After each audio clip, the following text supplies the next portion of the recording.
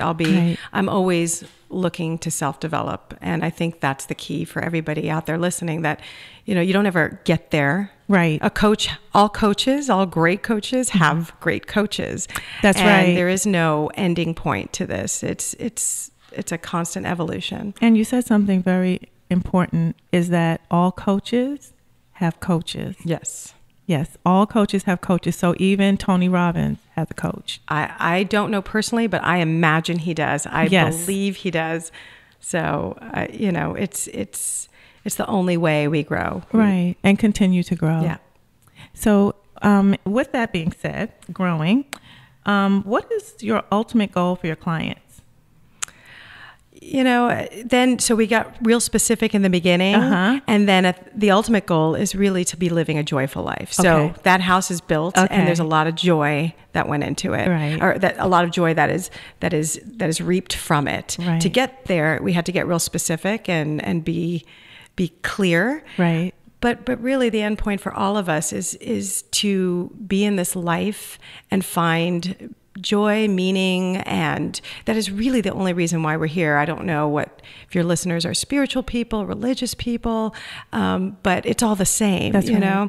And I think that the ultimate goal for any of us is to reap as much joy and to bring about that unique gift that we all came here to deliver. Right. And I think that's a really important way to find that joy, is to be able to deliver on that unique gift that you came here for. And to do that, you have to be open, and you can't allow fear to stop you. No. Right? You just gotta hold its hand and you gotta walk with it. And I love the way you put that. You have to hold fear's hand, and walk with it, so that you become comfortably uncomfortable with fear, so that you can keep going. Absolutely. I remember the first time I taught a Zumba class, I thought this would be fun to teach. I just got certified, and I was, took about 3 months to create some content so I can give an hour class. And then all of a sudden I was offered a job at Gold's Gym, and I immediately turned it down. I was like, oh no, I'm not ready. I think this other gym's going to call me. And I hung up the phone, and I remember getting into the shower, and I was like, why did you just say no? What was that about? And it was like a 3-minute shower. I jumped out, called back the group fitness instructor, and I said, never mind, I'll take it. And she's like, well, good. I was wondering what your problem was, and it was a couple of weeks away. It was the new year. And I was just so, like, who wants to follow me for an hour of dance? Like, who's good? This is all awful. That doubt setting and I just did it anyway. And I remember that first day I had one person in the class, and I was like, we're going to do this, you and me, we're going to do this together. And like, we danced our butts off for an hour. And for months I was always nervous. And now even when I go to a new dance studio to teach a class, or I'm subbing for somebody, I always have like that bit of nervousness, oh gosh. But what I do in that moment is I say, I'm going to give the best class I can in this moment. Right. And it's sort of a little prayer that I do. And even today, I'm going to give the best interview that I can in this moment on this day. Right. And there's an energy of it's just simple. It's just a simple way of creating an authentic energy. Right. And I do the same. Before I come in to do the show, I, pray, and ask God to speak through me, right. And to me, so that I can say the things that people evoke, the questions, so that I can get the answers that people need. Right. Because it's not about us. It really isn't about us. It's about service.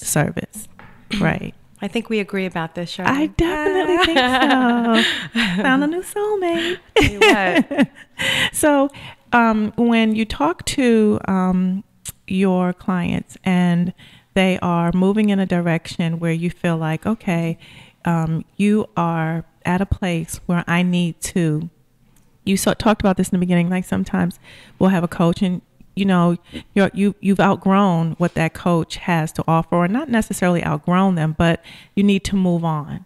And when you see that in a client, is that something that you may recommend to them? Like, okay, we're at this space, maybe we can move to this space, but I think this person can take you there. Absolutely. I've introduced a lot of people to my personal mentor and coach, Mary Morrissey, and I think her programs are amazing. And she's the one who taught me and coached me to be a coach. And so I'm always, recommending books, people, getting online certain, what is it, like conventions, weekend retreats and things like that. Yeah. I'm always recommending things like that. I'm always saying, get on this website. Right. Listen to Wayne Dyer. Listen to, Esther Hicks. Listen to, and there's so many, ways to like get into those people's programs. Right. And so it's shared. There's enough it's for everybody. Sharing. There's enough for everybody. It's very fluid. It really is. And you don't want that constriction of, got to keep them. You know what I mean? Right. That's constrictive energy. And you feel it, they feel it.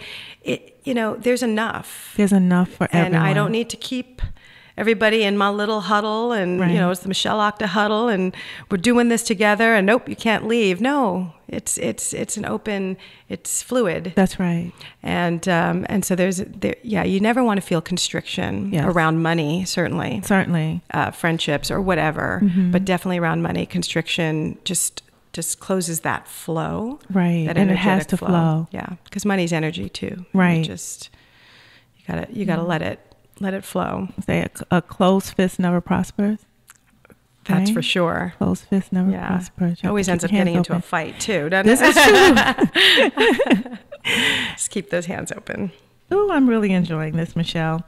Would you let our listeners know how they can get in contact with you again? Absolutely. You can go to michelleakda.com. Maybe there'll be, if you're on YouTube, a graphic of that, or and you can email me at mishakda@gmail.com. You can go to YouTube and look me up, Michelle Akda, and there's plenty of ways. I'm on Facebook. It's pretty easy these days, right? That's right. Social media. There's nothing. All they have to know is how to spell your name. That's all. And it's a Michelle, little tricky. And it's Akda. Yeah, exactly. Yeah. Exactly. So yes. So it's pretty easy. I know. That's like so when I tell someone, it's so easy now to be found, because I say, oh, Miss Charline, Lunch with the Finance Bunch, and we're on YouTube, and it's so easy to find now, the show, so that if you don't hear the show, we play it every Friday from noon to 1 o'clock is when we're on, and then the YouTube channel is Lunch with the Finance Bunch, and you can find us there whenever you have time to listen, and you can, we have our segments broken up into usually like 4, so you can listen to part 1, part 2. If you don't have time for part 3, you can come back, listen to part 3, part 4. We just try to make it easy so that the listeners can get the information they need. That's awesome. And this is definitely one that everyone needs to hear, because I think for too long, people have thought that, acquiring a life coach was outside of their reach. And it's not. You just need to reach out and, invite that person in so that you can sit down and talk about the things that will help you move forward. So the listeners, I think this is something good, and that's why I have Michelle on. And I think you should check her out because she has great energy, number one, and she knows what she's talking about too. That's another thing, is that, there's a lot of people out there claiming to be life coaches with no degree or anything behind them. And not that a degree is so important in some things, but when you're talking about the mind and all aspects of the mind, I think the person should have a working knowledge of the mind. That's my opinion. Yeah, it certainly is helpful. I'm really glad I have that background. Right. It isn't necessary. I don't know that Tony Robbins does. I think he was wasn't he like a high school dropout or something? I don't know. But that said, you don't have to be Dr. Phil either. No, you don't. Right, exactly. So, but it certainly makes, me feel a little more equipped. Well, it adds credibility. Yeah. And for me, what I believe gives me or helps me feel deserving to be able to do this work definitely is just the fact that I know I'm supposed to be interacting with people. Right. I know that. Mm-hmm. And less the degree, more the desire to interact, work with, and be of service to other people. Right. Well, without the desire, Yeah. You know, there's no interaction. Right. So this is good, Michelle. Yes. So I want to talk a little bit about your book too, because you said you wrote a book. I did. And so what is your book about? Well, first, what's the title of it? The title will tell you what it's about. Okay. So I told you I've always wanted to be of service to people. And as I've gone through school and, you know, all the things that I've done, acting or singing or dancing, I've always been of service in a restaurant. So my level of service has been like, what would you like for dinner tonight? And so I wrote a book called A Waitress's Guide to Spirituality, Finding Meaning in the Menial. Okay. So there's so many people out there who are working towards a dream, right? But they have to have a job because we have to. We talk about that here. Yeah, and there's nothing wrong with that. That's right. So, you know, as long as there's an evolution and you're working towards something, and even if you're not, you know, some people just work a job and it's all about your desire, you know, what your desires are. So I wrote this book for people who have a job and who are not feeling worthy or not feeling like they're living their highest vision of themselves. Yes. And really, it you know, you get to choose in every moment who you are going to be. And I think that every experience, whether it's, you know, a good experience or a bad experience or just, you know, working in a restaurant, is an opportunity for us to decide who we're going to be.